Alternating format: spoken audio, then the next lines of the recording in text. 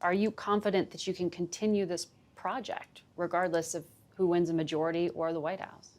Yes, I'm quite confident. I mean, I meet with lots of Republicans, I meet with lots of Democrats. I'd say that their support for nuclear power is very impressive in both parties. The reasons they support nuclear power may not be identical. The Republicans may emphasize the security issues, energy security, exporting these power things to the entire world. The Democrats value those things, but they also value that it's a clean source of energy, and that because it's not weather dependent, it can fill in the periods where the renewables are not producing. Mm-hmm. And so of all the climate-related work I'm doing, I'd say the one that has the most bipartisan energy behind it is actually this nuclear work.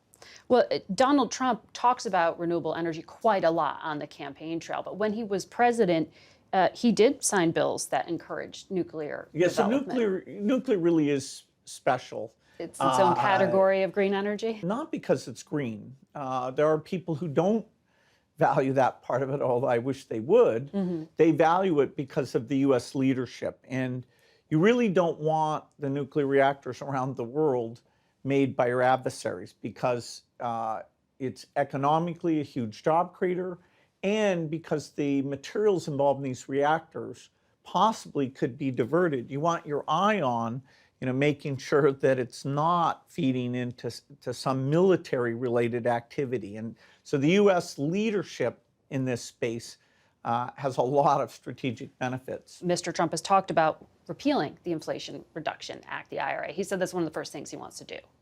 Yeah, I mean, it takes both houses of Congress, and I think a lot of the provisions in there would be preserved. A lot of projects have started. They're creating jobs.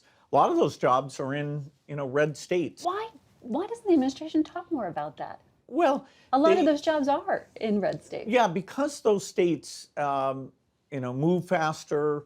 They have a lighter regulatory load.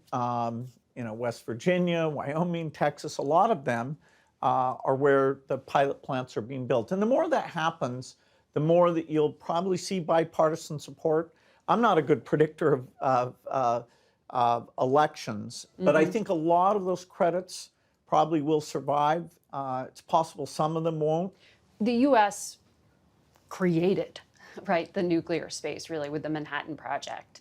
Do you think we can get back as a country to really leading on the innovation on this front?